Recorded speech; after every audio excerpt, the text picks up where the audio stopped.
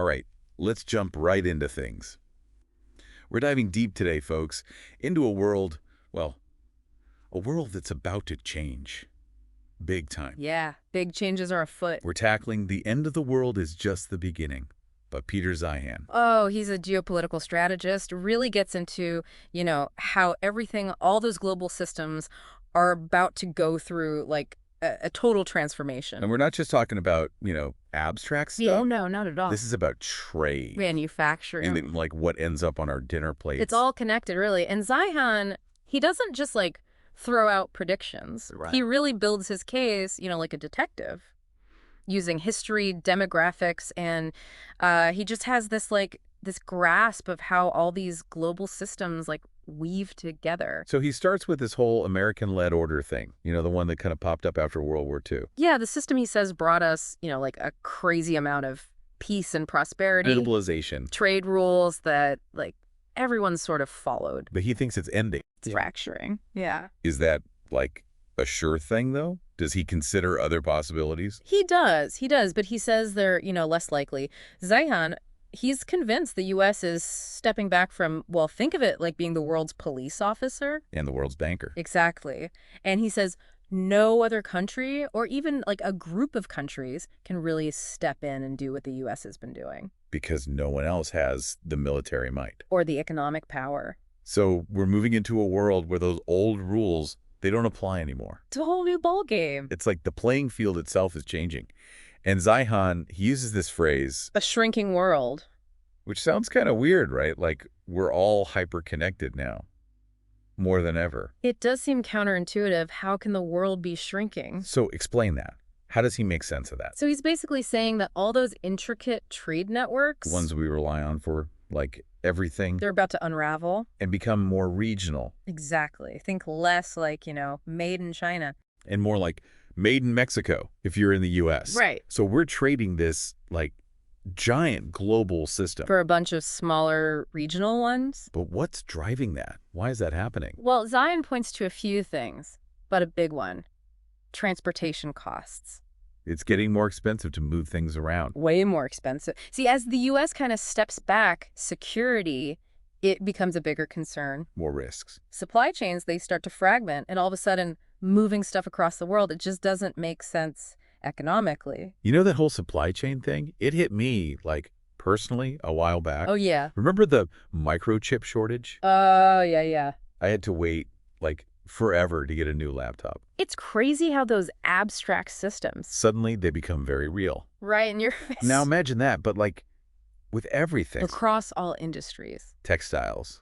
Electronics. Heavy machinery. Everything. Zeihan uses this great example in the book, the Kashagan oil field in Kazakhstan. Oh, yeah, the one that needs all those pipelines. And shipping routes. Thousands of miles of them. So, like, one tiny disruption. Political instability. A natural disaster. Done. The whole thing goes offline. In the global energy market, it goes haywire. It's crazy how fragile these systems actually are. And as the world gets, well, less stable, those systems, they get even more fragile. Makes you wonder, what can we do about it? That's the big question. That is. But, okay, so those transportation costs, that's one piece of the puzzle. One piece, yeah. Why else is this shrinking world happening? Demographics. People. He calls it the demographic cliff. Which means what, exactly? Well, basically, the world's population, it's aging rapidly. Getting older. And in those developed countries... birth rates are plummeting. Like, way down. And that always seemed kind of, I don't know, abstract to me. Like, how does that affect things? Well, Zeihan, he gets specific. Like with? China, Japan, Germany. Okay, yeah. Those countries are facing serious demographic challenges. What does that even mean? Imagine China. Massive population. And it starts shrinking. That changes everything. They're workers. Fewer consumers. So slower economic growth. Or even, like, economic contraction. Yeah. It's a ripple effect, a huge one. And it's not just about, money. No. Think about healthcare systems. Pension funds. They're going to be strained to the max. And think about potential generational conflict. As resources become more scarce. This demographic cliff, it's a wake-up call. We need solutions. You've got this global order breaking down, costs going up. And a workforce that's shrinking. This is not looking good. It does seem a bit bleak, yeah. But Zeihan, he does talk about some potential winners, right? In this new world. He does. And it might surprise you. Oh, He puts the U.S. at the top of the list. the U.S. But wait, isn't the U.S. the one, like, dismantling the system it created? That's the irony. So why would they thrive? Zeihan, he says it comes down to a few key advantages.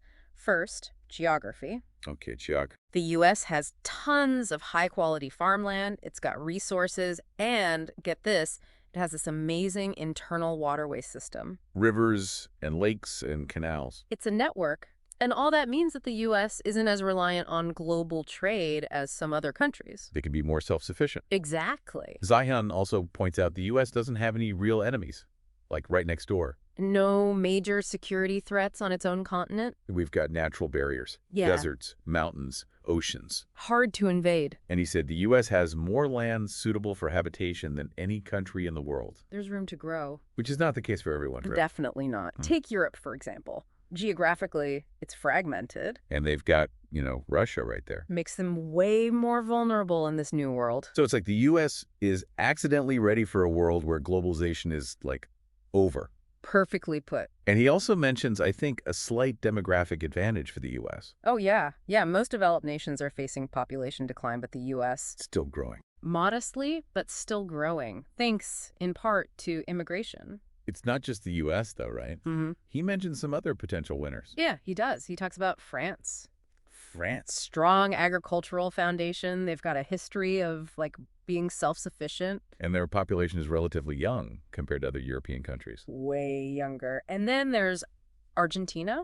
Argentina. Huge natural resources, tons of energy potential, agriculture.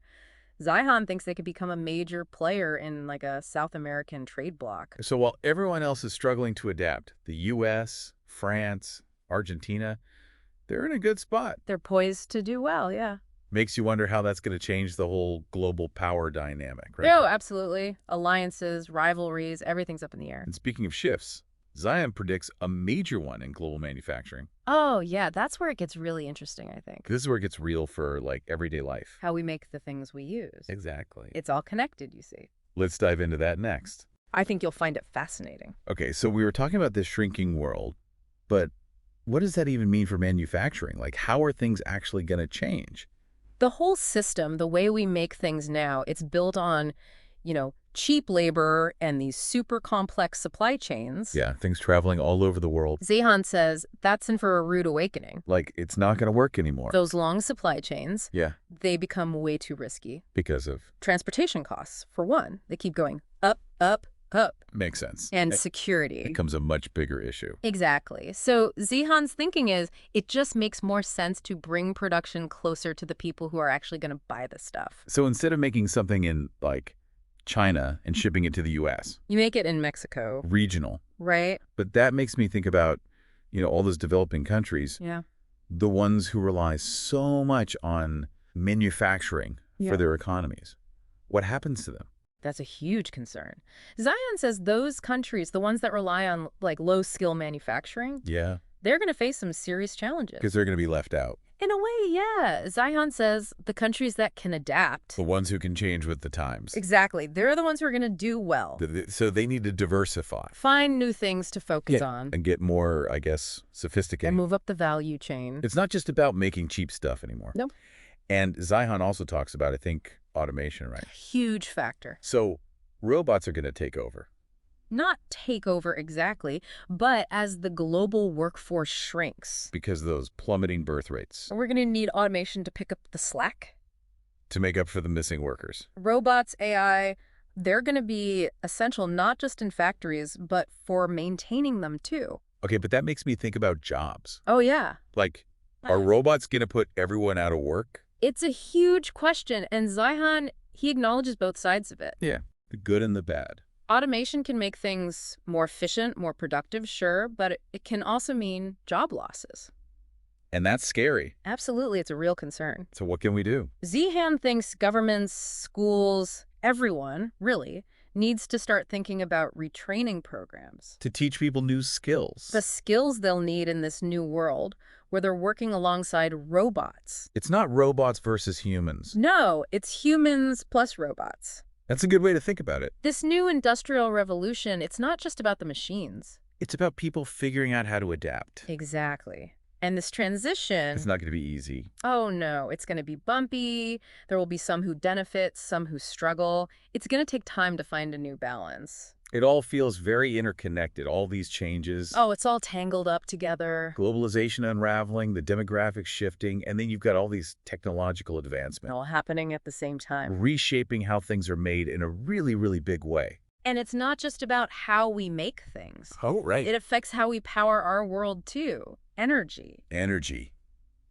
We can't forget about energy. Another system that's about to go through a massive shakeup. Zeihan calls oil the lifeblood of the modern world. It powers everything. Transportation, industries, even agriculture. But what happens when that lifeblood becomes harder to get, more expensive? That's a scary thought. Zeihan's prediction.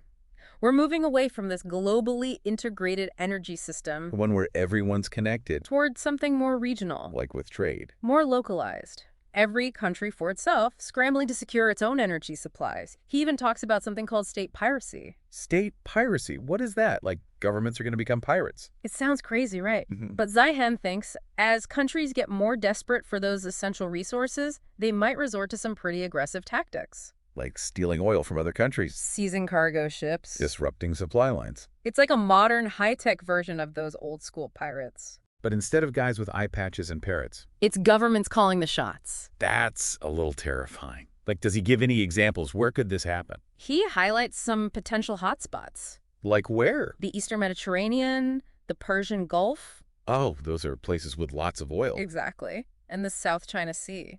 Lots of geopolitical tension there. It's almost like we're going back in time. To when empires were constantly fighting over, like, resources and trade routes.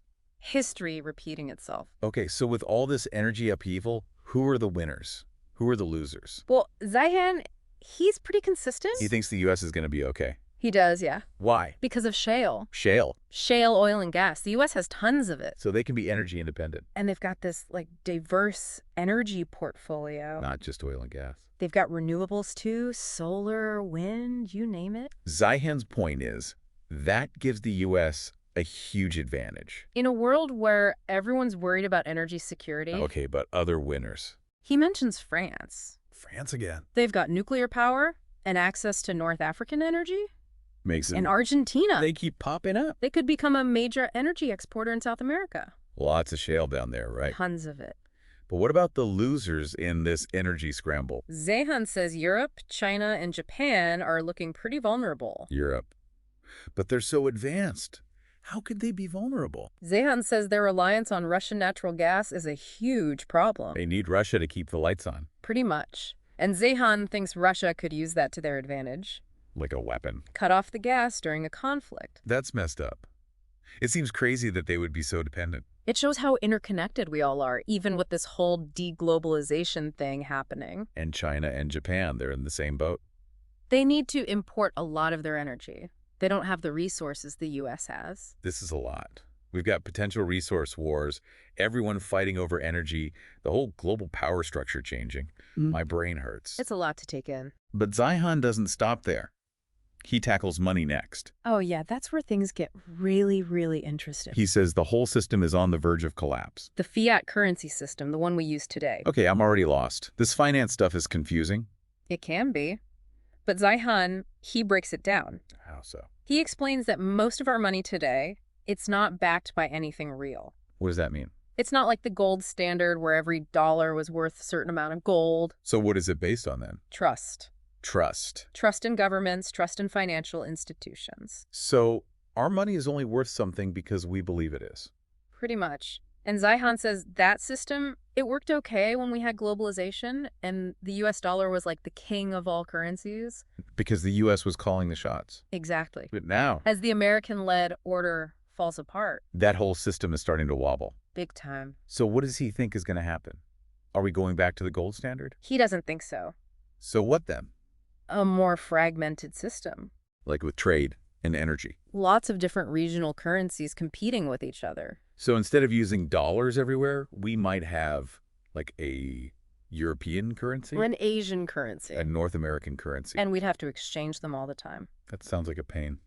And expensive. It could lead to higher transaction costs, currency fluctuations, even financial crises. It sounds like the global economy is going to be a mess. There's definitely potential for some rough times ahead. But are there any winners in this scenario? Zeihan thinks some countries could actually benefit. Like who? The U.S., for example. Always the U.S. They've got a big, diverse economy and a strong financial system. So they could handle the shocks. And maybe even come out ahead. He also thinks France, with its history of financial independence, they might do well too. Leading a European currency bloc. Exactly. And Argentina could benefit from a South American currency. So there might be some opportunities. For those who can adapt. But Zeihan stresses we're entering uncharted territory here.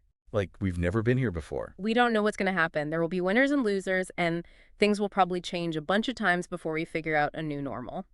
This is intense.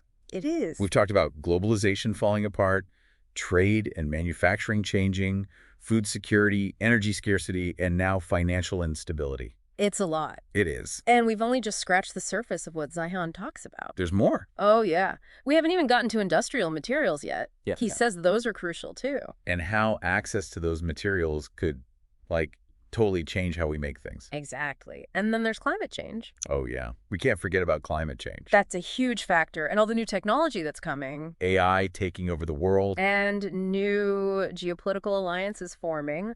It's a lot to think about. It is. A lot to think about. But that's what makes it so fascinating, don't you think? Okay, so we've talked about all these massive changes coming, but I want to dive into something that's kind of the foundation of it all, right? Yep. Industrial materials. The building blocks of everything. Zeihan's argument is, in this deglobalized world, access to these materials. It's going to be everything. Why? What makes them so important? Well, we kind of take these materials for granted, right? We just think of them as stuff. Yeah, just stuff. But getting that stuff, it's complicated. It is. It involves these incredibly complex supply chains. Like with everything else. And as those supply chains become less reliable, more The fragmented. shrinking world thing. Exactly. The cost of these materials, it's going to skyrocket. And some of them. Might become really hard to get. You got it. Okay, so it's not just about having the resources. Nope. It's about being able to actually get them. Reliable access. That's the key. Does Zeihan mention, like, specific materials that we should be paying attention to? Oh, yeah. He highlights a few. Steel, for example. The backbone of, like, everything. Construction, manufacturing, you name it. So what's the problem with steel? Making steel, it's not a simple process. It's not like you just dig up some iron ore and boom, you've got steel. What else do you need? You need coal, you need a bunch of other ingredients, and they often come from different parts of the world. And as transportation costs rise and the world gets less stable. Getting all those ingredients together in one place, it gets harder, Yeah. more expensive. It's like a recipe where all the ingredients are, like, scattered across the globe. And the roads are falling apart. Yeah, Good luck making that cake. exactly. And Zeihan points out that a lot of the countries that make a lot of steel right now, Like, China, for one, oh yeah, China's a huge steel producer. but they're dealing with that demographic cliff, remember? Fewer workers, Less industrial capacity. and Ukraine. Well, they're kind of busy right now. Yeah, not a good situation there. So who's going to fill the gap? Yeah, if China and Ukraine can't make as much steel, who will? Zeihan thinks production is going to shift. Yeah, Countries that have the resources and the stability to keep things running. that's right. The U.S., Australia, Brazil. They've got the iron ore, the coal, and they're not, falling apart. Stable kitchens for baking that steel cake. Okay, so steel's a big one. Mhm. What else does Zeihan talk about? He mentions bauxite. What's that? It's what we use to make aluminum Yeah, and copper essential for, like, everything electrical. and plumbing. And then there are the rare earth elements. Rare earths. Those are used in everything these days. Smartphones. Wind turbines. And they're called rare for a reason, right? They are. They are. And didn't China, like, restrict exports of those rare earth elements recently? They did.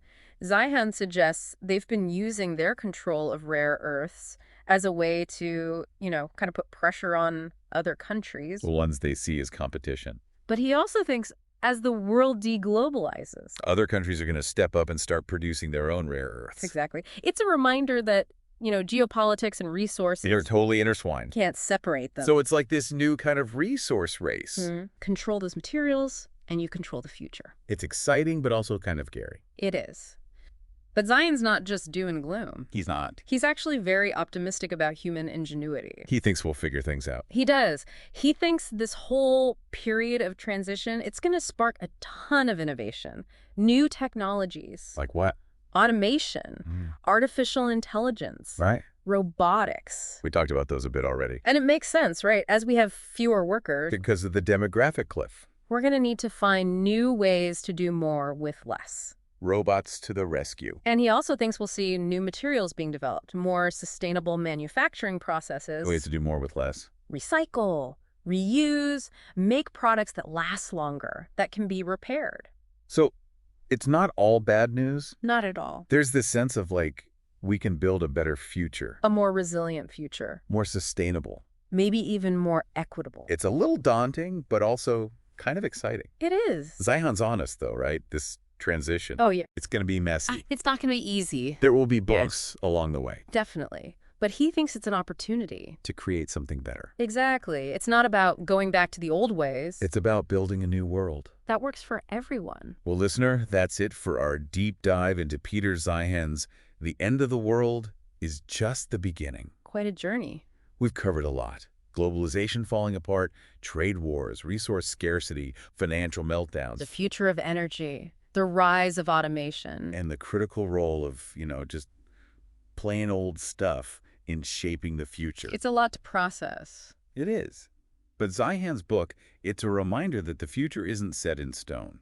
It's something we create.